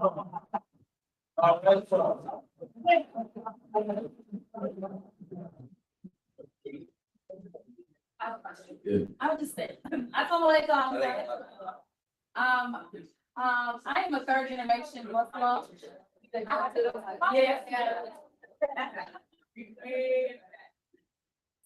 Assalamu alaikum. My name is Angel Muhammad. I'm a third generation Muslim, right here from the Raleigh-Durham area. I am not a product of Clara Muhammad Schools, but I am a product indirectly of Clara Muhammad Schools because of my mother and the community that came from the Nation of Islam and Sister Clara Muhammad School. And one of the things I wanted to pose to the panel, are we asking questions? Okay. One of the questions I have for the panelists is that now and today, I want to make everything relative to today when it comes to education, and in particularly African-American children and Muslim children at that. I am an early educator, child development. I manage our child care center. I'm in the process of finishing up my master's in public administration and policy. So I identify. And what my question is that under this current administration and the climate that we're in, we have to think about the macro. And when it comes to education, what are your thoughts on how can we take the institution and Clara Muhammad school system And how can we make it beneficial to not just our Muslim children or our Muslim community, but to the broader community as well? For the record, who is your mother? Everybody don't know who your mother is. I am the youngest daughter of Dr. Rhonda Muhammad and the granddaughter of Sid Muhammad and Sister Margaret Rosemary. Yes. I'll start by just saying a part of it is you getting your degree in public policy and putting those policies. People don't have to know where it comes from. Right. People don't have to know when you suggest something where that idea came from. They'll take it because it's good work. Right. They know it's allowed. They don't even know that. But where did that come from? That's a wonderful idea. That's right. Just stick it on in there. Let's Right. I totally agree. And I would say that we should do what we all do, because I know that all these sisters in here and the brothers gonna bear witness. African American women for generations, and men too, but I can't speak because I'm not, but as I want to correct that, it's probably men too. But we women, if you don't have a knife and you need to cut something, you're gonna make a knife. So let's not get concerned about what the policies are. Study and do like Allah says, He created us as thinking men and women, and think and figure out how to work this system. Because I'm not worried about the administration. Right. And my parents taught me to respect the office. So President Trump, I'm gonna look at what you're doing and figure out how to make it work for me. Right. Now, I will say, I'm getting ready to put you on the spot, my brother, because you know we've been talking about this. Brother Mateen, he's from a community called Hizmet, which means service. They are not all Turkish, but they are birthed, in the Turkish culture. They're Muslims. They have an excellent way of working with the system because they don't have full-time schools. But you talk to any of them and find out how many kids they have, how many children they have, what is going on in their communities with their youth. And they have a system. And I think we should take a look at the system.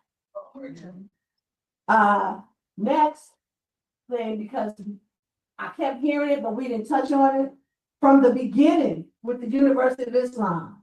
And I could bear witness when I went to the University of Islam, but I heard from other people, and you probably know this, it was never a school just for Muslims. Clara Muhammad School was never a school just for Muslims. It was a place of morality and safety and quality education. The Honorable Elijah Muhammad wanted the teachers to have degrees.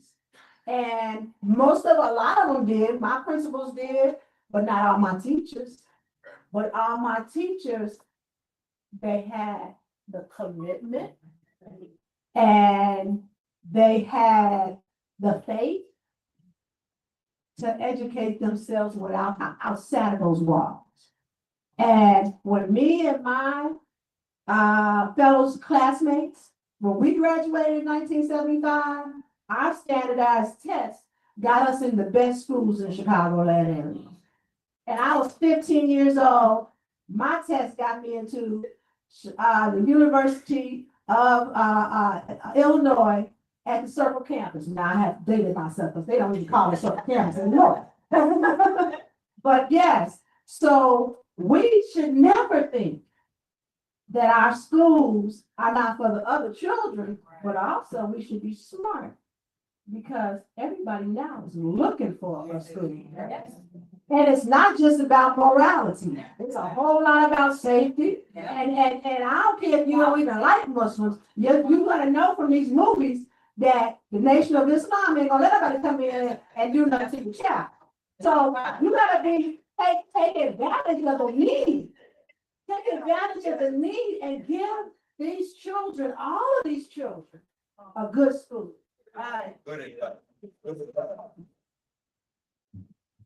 I want to read Dr. Judy's response. This, Director Morgan asked Dr. Rashid, what advice would you offer to young Black Muslim educators today who want to teach, lead, and shape new models of education?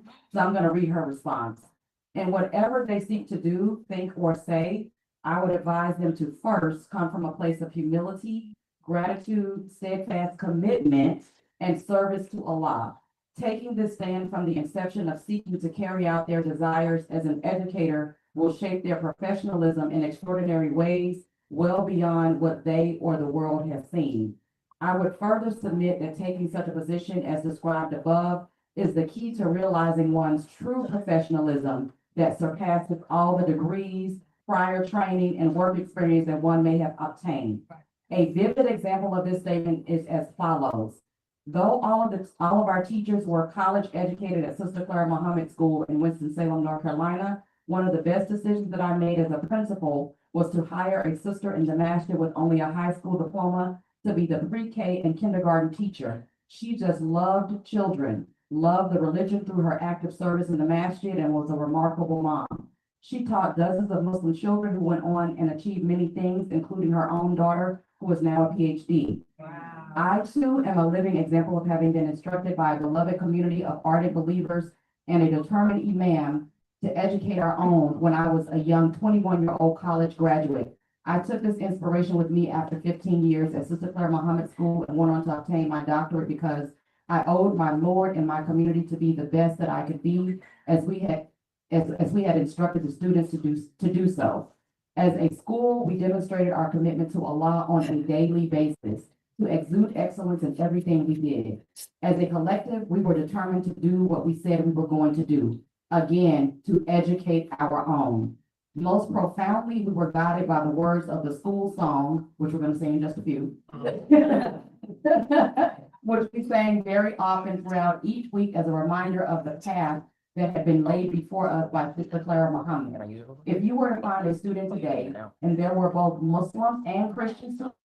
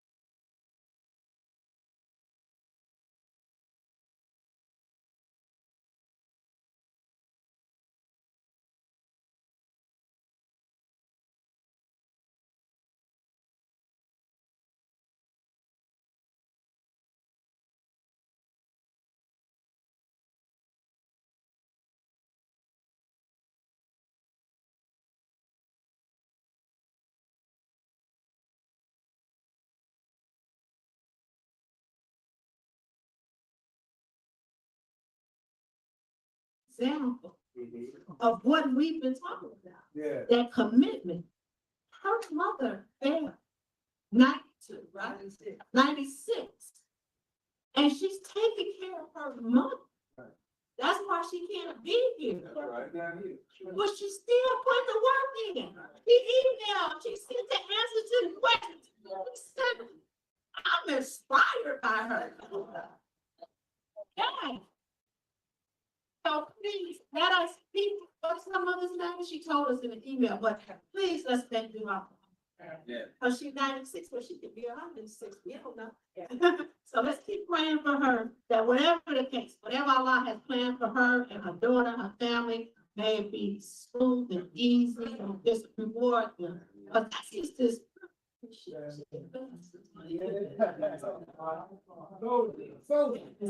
you for that. Thank you for that. Beautiful reminder to keep her in our prayer. She's still on the assignment. Very diligent, emailed her responses for us to read on her behalf. So she's here. She's here. She's here in spirit. Alhamdulillah. Omar, are we ready? Our sound guy.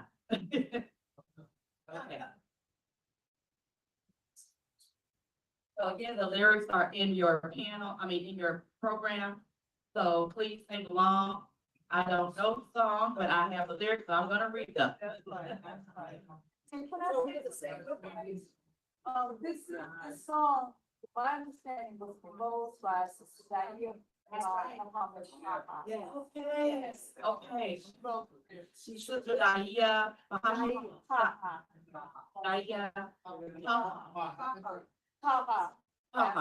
Okay, thank you for that. We will need to give her credit for that. Inshallah. Well, we can still put that in there. Thank you, thank you, thank you so much. Is it playing, Omar?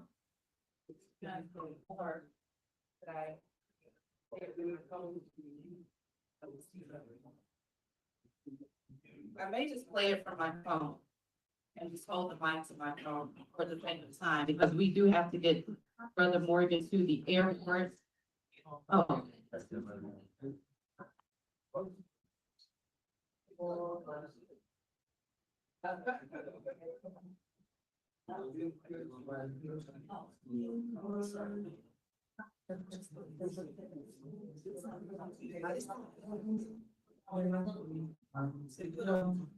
The things that you must learn.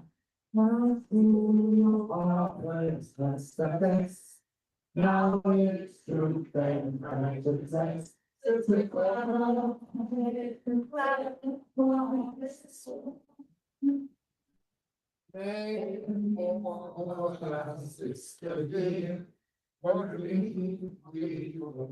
Right here. Keep working struggle and we may have a place to flow today. Sister Clara Mohammed, Clara Mohammed, so we will have the forgiveness.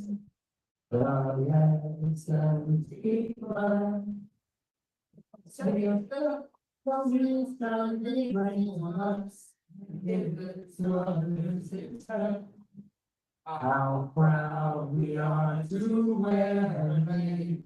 Her memories we hold dear. She opened the doors to knowledge for us. We thank Allah for her blood. Counts not only made. This will her name. For we will our future strong. With the proof that she stood on. Sister Clara Mohammed, Clara Mohammed soon. Allahu Akbar, Allahu Akbar, Allahu Akbar. Before we do that, I just want to thank, small tokens of appreciation to Director Morgan and our panelists that are here with us today. So let's give another round of applause to Director Morgan, trying to eat. And, Sister Layla, thank you so much. Small token of appreciation. Dr. Rhonda, small token of appreciation. And beloved Sister Nessa, thank you so much. And we will get to give to Dr. Dr. Judy Rashid. So again, thank you to our panelists. Thank you for Director Morgan for flying in. Thank you again to the Imam Worthy Muhammad 50th anniversary, 50th golden anniversary interfaith planning team. This wouldn't be possible without them. Round of applause to the interfaith planning team. Thank you to Brother Omar Griffin, our sound and tech guy. Omar, take a step out so we can give you a round of applause. Thank you to the brother, to Imam Salahuddin Muhammad, Sister Munda's son-in-law, the facilities manager who helped us with everything. He purchased the screen so that we would have, you know, an adequate viewing coverage for the documentary. So thank you to As-Salam Islamic Center. Thanks. Son. Son-in-law. Oh, I'm sorry, that's her son. I'm sorry. That's your son. These are her daughter-in-law, I'm sorry, her son. So thank you to everybody. Thank you to the Nexus for hosting us.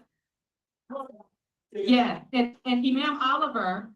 Okay, I'm just getting off of you. Thank you to everybody. Imam Oliver, are you still going to come forward and acknowledge the educators from the Raleigh-Durham area that were associated with the Clara Muhammad School, or are we just gonna have everyone to stand that? Okay, so anyone that attended University of Al Islam or Sister Clara Muhammad School, or you were a teacher or were affiliated in some way, please stand up. Regardless of where you're from, around the country, give yourselves a round of applause.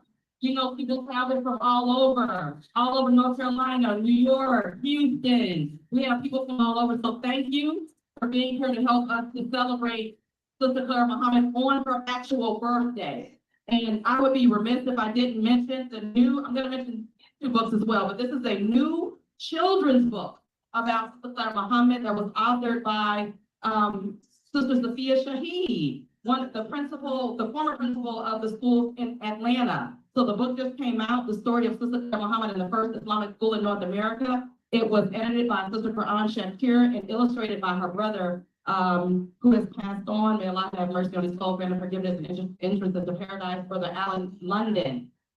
The QR code is on the back of your program. You can scan that QR code and order your book through Sister Quran's publishing company, Bubi Publishing. And then also, there are QR codes for the purchase of the 2 books, Volume 1 and Volume 2, Mother of the Nation, Clara Evans Muhammad, wife of Elijah Muhammad, mother of Imam W. Muhammad by Dr. R. Zakiya Muhammad. It's a 2-volume book. May Allah have mercy on her soul, grant her forgiveness and entrance into paradise.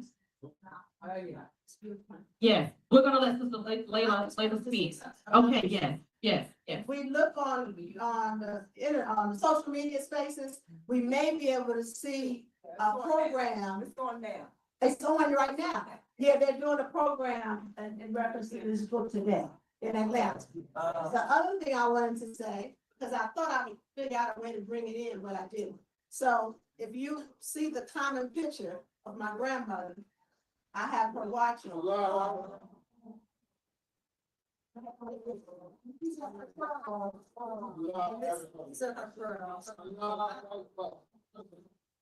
She had a whole lot of granddaughters.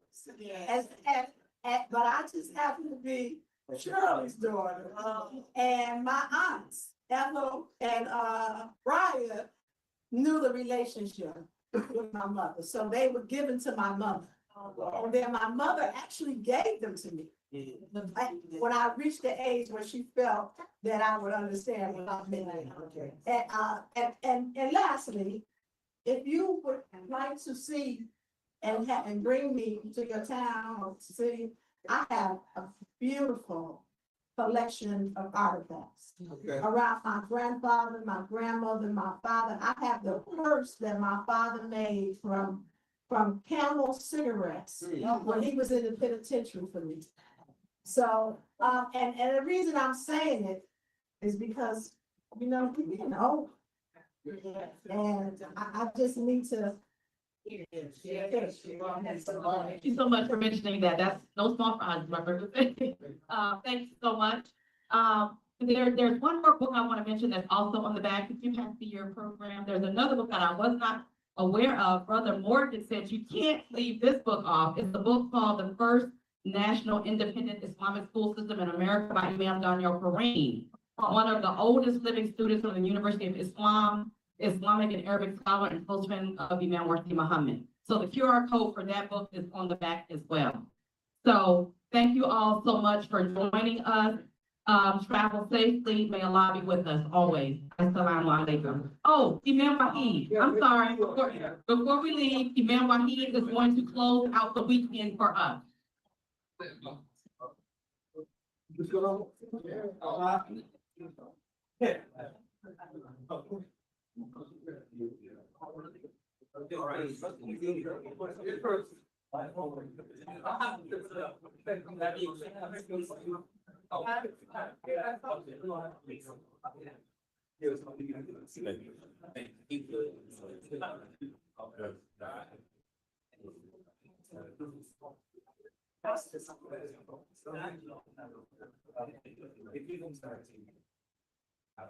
Assalamu alaikum. Let's thank Brother Morgan Matthews and our panelists again, please. Excellent way to conclude our weekend activities. I don't want to say too much, but I do want to call up Dr. Peter, Dr. Abe, and Matee. They would come up and say a word or two or three or four or even more.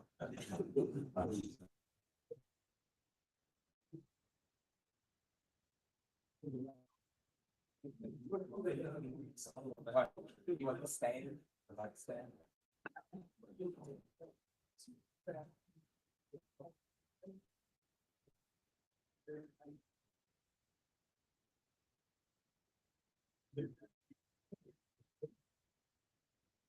So it's been a great blessing to be here at this interfaith weekend. Among many things, we had many meetings over 6 months with our esteemed leader, Imam Abdul Wahid, AKA our Coach K. And I feel very blessed to have been a participant in this interfaith gathering. I'll just lift up one thing that Imam Wahid said yesterday that I thought was very fitting and important to remember. He talked about I don't know if I got this right, the community of Triangle that we planted in the Triangle. Voila.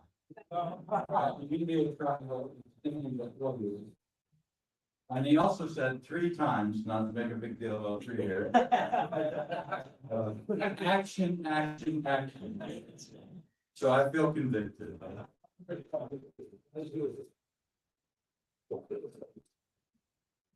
I'm truly humbled. My heart feels really heavy. I just want to thank, I'm really grateful to be part of it. I want to thank Imam Wahid for allowing us to be part of this. And for me, my wife, and for our entire community. There's a saying in our community, it's very well known. It's a quote from Imam Sayyid Nursi. He says, when 2 people get together, the power is normally just 2, 1 and 1. But if they stand together as true brothers, the power will be 11. So that's how I feel with Imam Wahid. Inshallah, we have many things that we'll do in the future, and keep us in your prayers. Thank you again.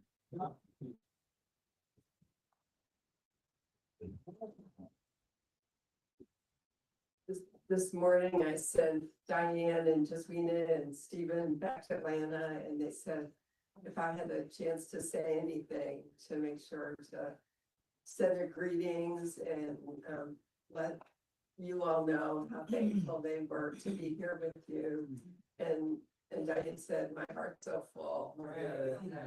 So she was very moved and felt like she made a lot of contacts, and it was a really big blessing for all of them. And yeah, we had a lot of meetings to discuss this. And you know, it wasn't really clear how it would go, you know, how many people would come or how well it would go. And I think it's been very beautiful. Yes.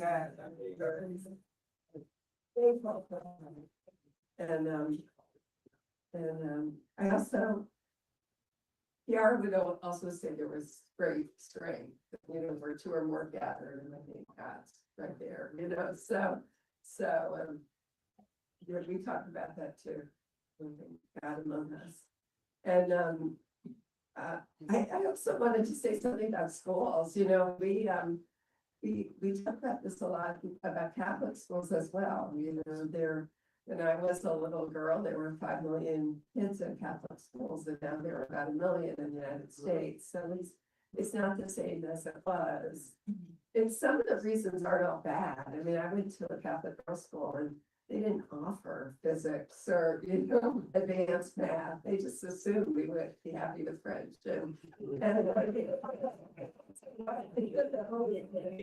So I've never seen any reasons that Catholic schools really work better, you know, but I think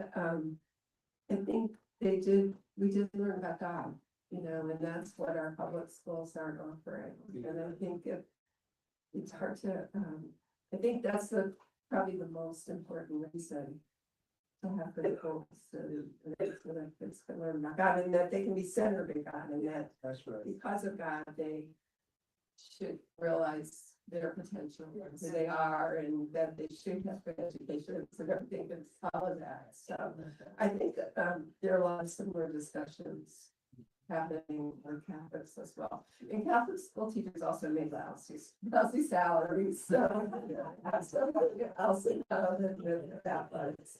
But I'd like to thank you all. Thank you.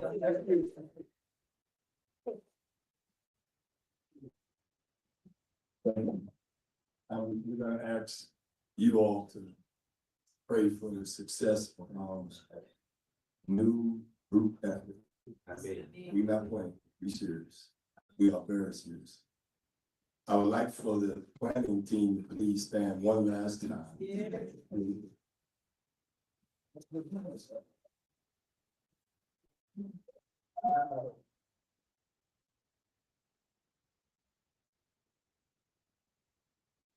And you know, we played a very intricate role, like building a house. The plumber couldn't do it all. So we all made our contributions. And again, we pray a lot that we be successful going forward. But we do intend to do this again. And as our law says in the ground, early, your future will be better than your present. We believe that. So get on such.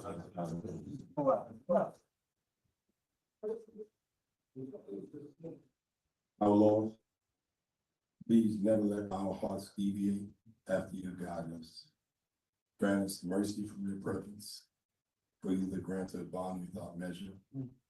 Our Lord, please perfect our life.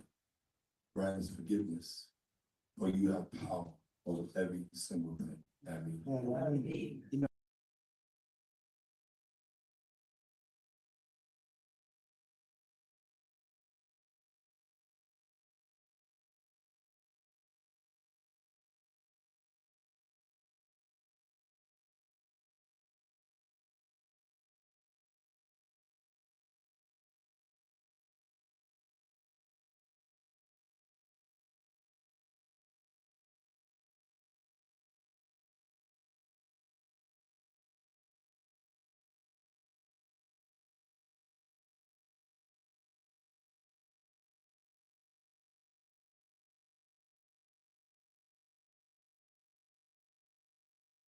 Amen.